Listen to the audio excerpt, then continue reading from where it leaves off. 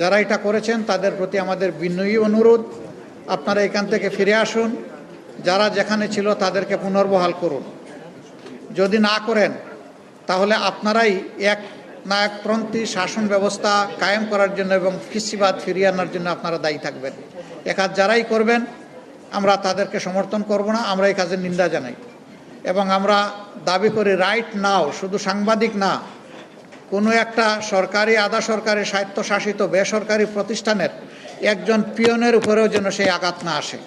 যদি আসে তাহলে এদেশের জনগণকে আমরা সাথে নিয়ে অবশ্যই আমরা প্রতিবাদ করব, প্রতিরোধ আমরা গড়ে তুলব। এটা আমরা মানব না, কোনো অবস্থায় মানব না। আমাদের অঙ্গীকার ছিল স্বাধীন বিচার ব্যবস্থা এবং স্বাধীন গণমাধ্যম, এই দুইটাকে আমরা পূর্ণ স্বাধীনতায় দেখতে চাই।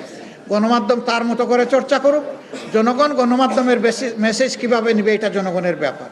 কিন্তু এইখানে কেউ হস্তক্ষেপ করবেন, আমার পছন্দের কথা লিখেন নাই, বলেন নাই, তাই তার এখানে চাকরি নাই, রিজেক্ট নাই, এটা গুরুতর অন্যায়। এটা কেউ করবেন না। আমরা বিনয়ের সাথে অনুরোধ জানাবো এই কাজ থেকে যেন তারা ফিরে আসেন।